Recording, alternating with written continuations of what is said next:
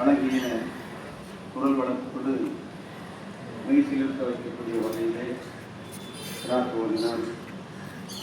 விளையும் பயிர் முளையிலே தெரியும் என்பது போல அவருடைய எதிர்காலத்தை எல்லாம் உள்ள அல்லாஹ் சிறந்துதான் அமைந்து கல்வி ஞானத்தை அதிகமாக்கி செய்கிறோம். ஆரம்பமாக தேசிய கொடியை நம்முடைய சபையினுடைய மூத்த மார்க்க அறிஞரும் துறைமுக வட்டார ஜமாத்துல் உலமா சபையினுடைய முன்னாள் தலைவரும் கல்மண்டபம் ஷாபியா மஸ்ஜிதினுடைய தலைமை இமாமும் என்னுடைய அருமை நண்பர்களாகிய மௌலானா அவர்கள் டாக்டர் ஹபீபுல்லா ஜமால் ஹசரத் அவர்கள் இப்பொழுது குடியிருக்கிறார்.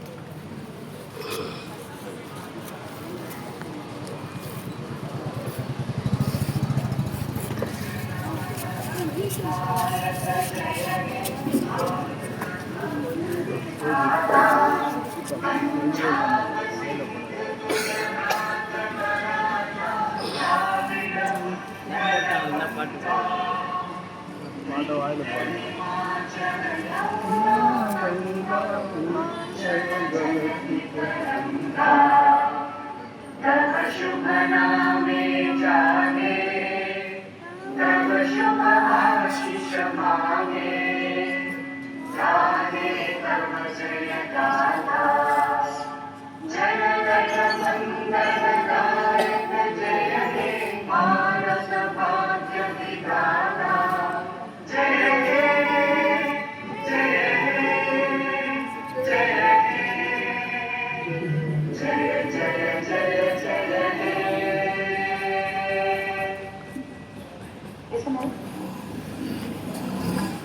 அடுத்ததாக 80வது சுதந்திர தினத்தின் நினைவுகளை பற்றி ஈதுகாமத்தினுடைய தலைமை இமாம் மௌலானா மௌலவி அல்ஹாஜ் காரி அப்துல் கையூம் பாக்கவி ஹஸரத் அவர்கள் உரை நிகழ்த்துகிறார்கள்.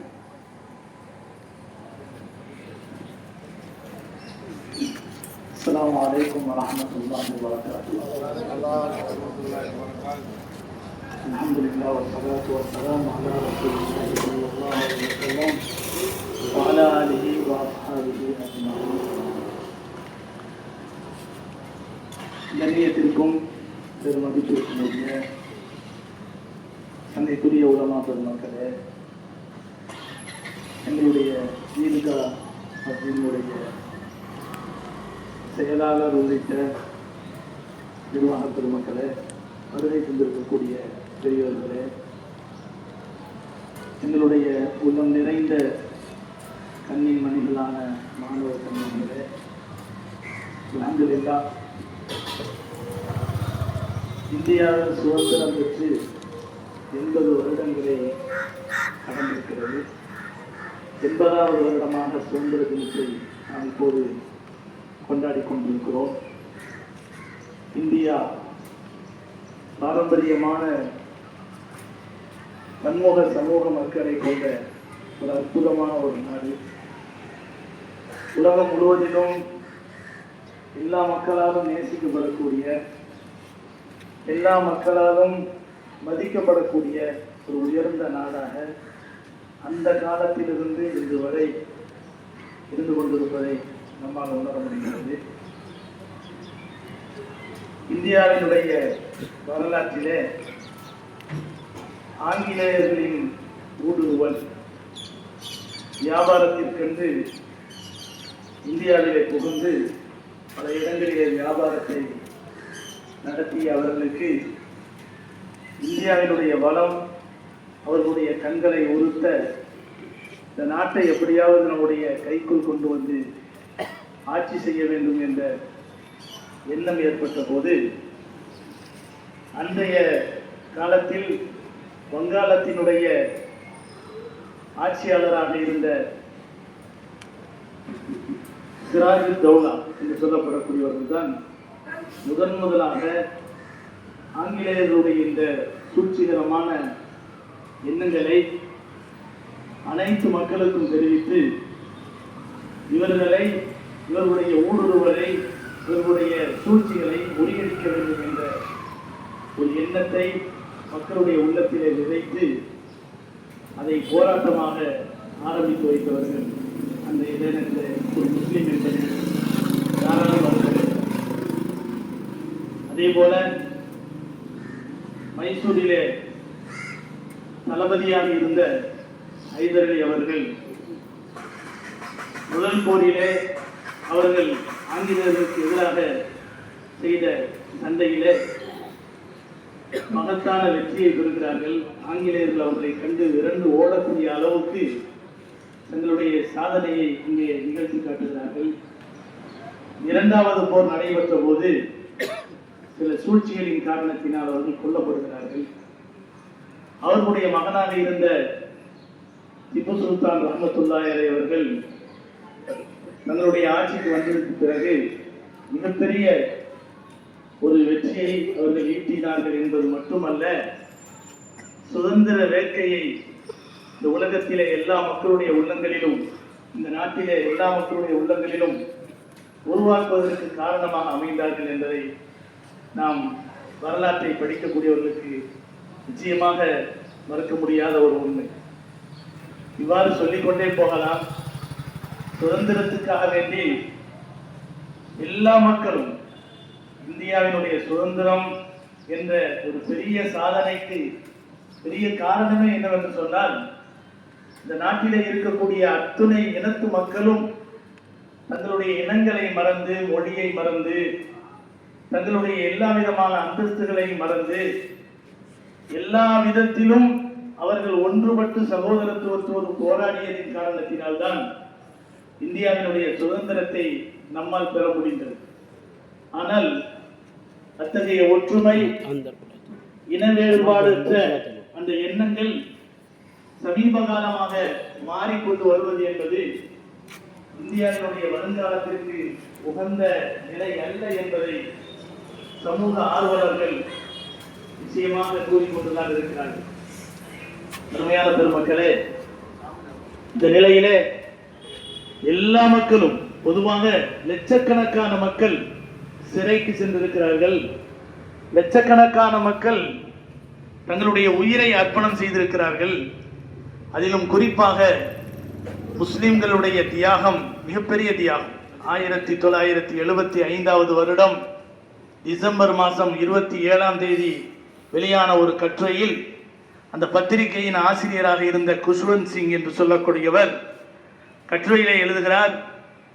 சுதந்திர போராட்டத்தினுடைய நிகழ்வை பற்றி குறிப்பிடுகிற போது முஸ்லிம்களுடைய சதவிகிதம் எந்த அளவிற்கு இருக்கிறதோ அதைவிட இந்தியாவினுடைய சுதந்திரத்துக்காக அவர்கள் உயிர் நீத்தவர்களுடைய எண்ணிக்கை அதிகம் என்பதாக குறிப்பிடுகிறார்.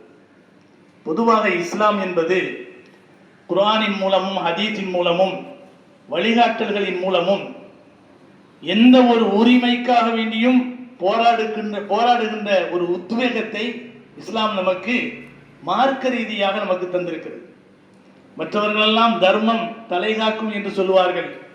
இஸ்லாம் என்பது அதை மார்க்கத்தின் கடமையாக ஆக்கி ஜக்காத்தாக ஆக்குகிறது. ஒரு மனிதன் உரிமைக்காக போராட வேண்டும் என்ற விஷயத்தை பற்றி பேசுகிற போது இஸ்லாம் எந்த அளவுக்கு சொல்கிறது என்றால், ஒரு மனிதன் தொழுது கொண்டிருக்கிறான், பணப்பையை முன்னால் வைத்திருக்கிறான், ஒரு திருடன் அதை திருடி கொண்டு செல்கிறான் என்று சொன்னால் அதை பாதுகாப்பதற்காக வேண்டி தொழுகையை விட்டு அவனிடத்திலே போராடலாம். அந்த போராட்டத்தில் அவன் இறந்து விட்டால் அவன் ஷஹீதாக கருதப்படுவான் என்று நபி அவர்கள் சொல்கிறார். பணப்பையை போராடி பெறுவது ஷஹீதா, காரணம் என்ன தெரியுமா? என் உரிமை. இந்த நாடு என்னுடைய நாடு, நான் பிறந்த நாடு, என்னுடைய மண், இதை பாதுகாப்பது என்னுடைய உரிமை.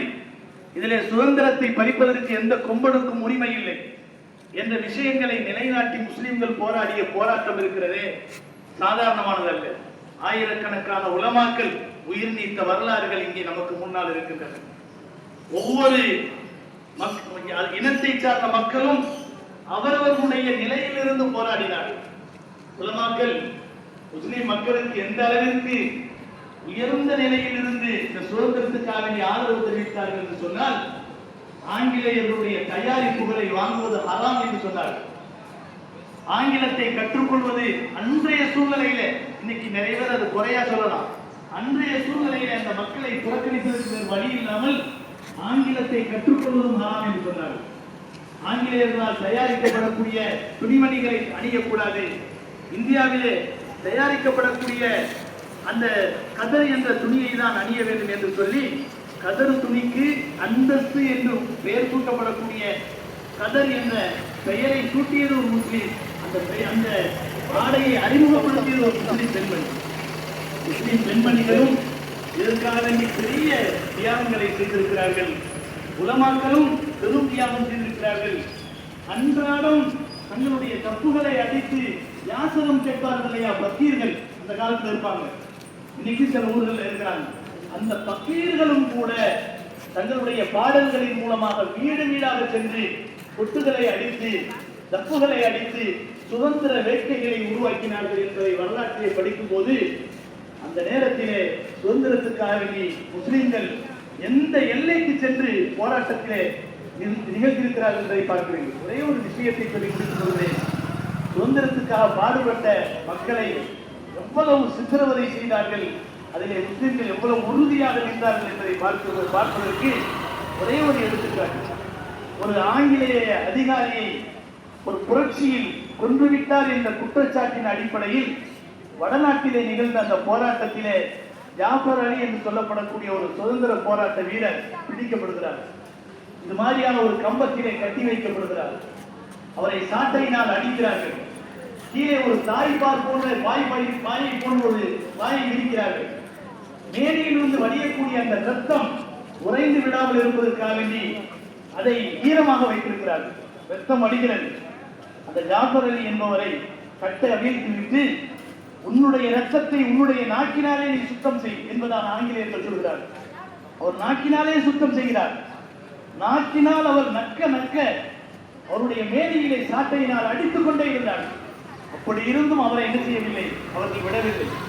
கொடூரமான முறையிலே அவரை தூக்கிவிட்டு கொலை செய்தார்கள். இது மாதிரி ஒரு நிகழ்ச்சி, ரெண்டு நிகழ்ச்சி அல்ல, பல நிகழ்ச்சிகளை சொல்லலாம். சுபாஷ் சந்திர போஸ் என்று சொல்லப்படக்கூடிய போராட்ட வீரர் இந்தியாவினுடைய போராட்டத்துக்காக வேண்டி நிதி திரட்டிய போது முஸ்லிம்கள் தான் அதற்காக வேண்டி பெரும் தொகைகளை கொடுத்தார்கள் என்பதை வரலாற்றை காண முடிகிறது. அன்றைய நேரத்தில் இருந்த ஒரு செல்வந்தர் மட்டும் 150 கோடி ரூபாயை இந்த சுதந்திர போராட்டத்தினுடைய நிதிக்காக வேண்டி அள்ளி கொடுத்தார் என்பதை பார்க்கும்போது, அன்றைய காலத்திலே அந்த தொகை எவ்வளவு பெரிய தொகை என்பதை கொஞ்சம் சிந்தித்து பாருங்கள். இவ்வாறு நாம் வரலாற்றை சொல்லிக்கொண்டே போகலாம். இதை சொல்வதற்கு காரணம் என்னவென்று சொன்னால், சுதந்திரம் என்பது நம் உரிமைக்காக போராடிய போராட்டம். அந்த உரிமையை பெறுவதற்காக வேண்டி இஸ்லாம் அந்த உரிமையை பாதுகாப்பதற்காக வேண்டி எவ்வளவு பெரிய போராட்டத்தையும் நிகழ்த்தலாம். அந்த போராட்டத்தில் உயிர் கொடுப்பது ஷஹாதத் என்று சொல்லப்படக்கூடிய வீர தியாகம் என்பதை இஸ்லாம் பறைசாற்றுகிறது. இதை விட ஒரு மேலான சொல்லை இஸ்லாம் இதற்கு சொல்ல வேண்டிய அவசியமே இல்லை. அவ்வளவு பெரிய மகத்தான ஒரு பட்டத்தை அவர்களுக்கு சொல்லுகிறது என்று சொன்னால் இது எவ்வளவு பெரிய மகத்தானது.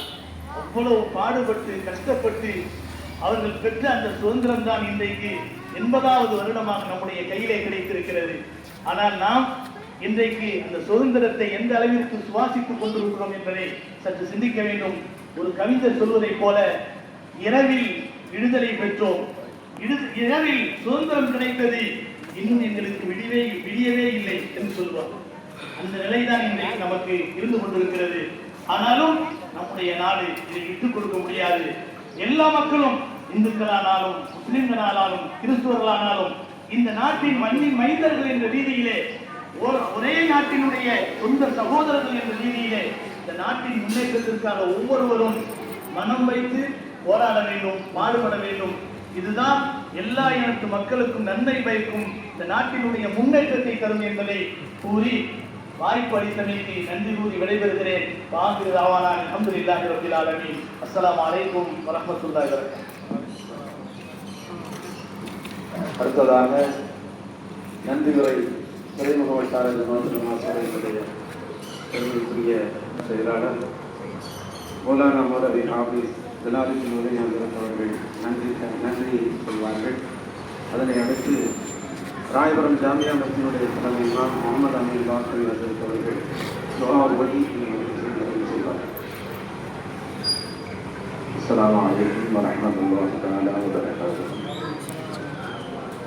துறைமுக வட்டார ஜமாஅத்துல் சபையும் ஈதுகா மஸ்ஜித் அறக்கட்டளை நிர்வாகமும் இணைந்து நடத்தக்கூடிய இந்த கொடியேற்று சிறப்பு நிகழ்ச்சிக்கு வருகை தந்து தலைமை தந்தை அவர்களுக்கும் கொடியேற்று சிறப்பு அருமை தந்தை அவர்களுக்கும் சிறப்புரையாற்றிய ஹஜ்ரத் தந்தை அவர்களுக்கும் மஸ்ஜிதுடைய செயலாளர் அவர்களுக்கும் எல்லாவற்றிற்கும் உறுதுணையாக இருந்த ஈதுகா மஸ்ஜிதுடைய நிர்வாக பெருமக்களுக்கும் குறிப்பாக குர்ஆனை சுமந்து செல்லக்கூடிய ஆபிதர்களாக வரம் வரக்கூடிய மாணவ செல்வங்களுக்கும் வருகை தந்த துணை நபர்களுக்கும் மனமார்ந்த நன்றியினை தெரிவித்துக் கொள்கிறோம். அஸ்ஸலாமு அலைக்கும் வரஹ்மத்துல்லாஹி தஆலா வபரகாத்துஹு.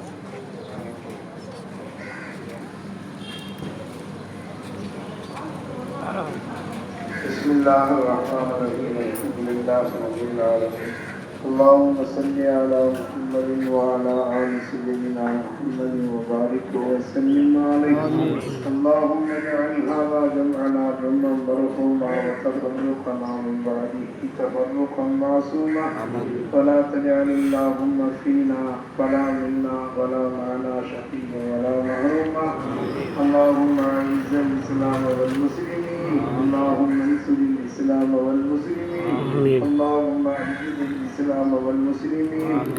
اللهم أذل الشرك واليهود والنصارى والمنافقين يا رب العالمين.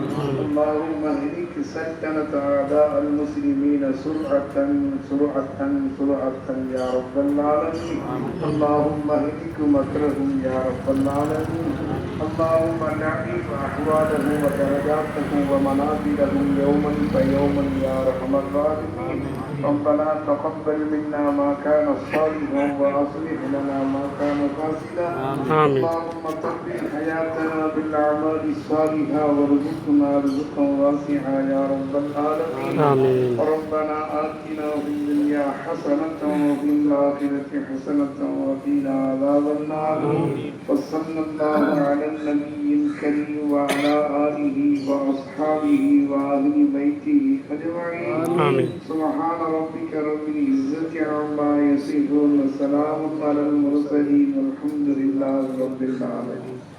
صلى الله على محمد صلى الله عليه وسلم. صلى الله على محمد صلى الله عليه وسلم. صلى الله على محمد يا ربي صل وسلم.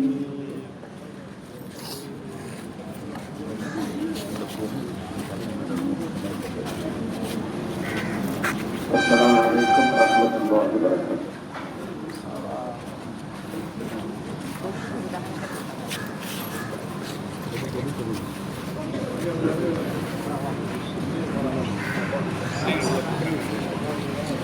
Thank you.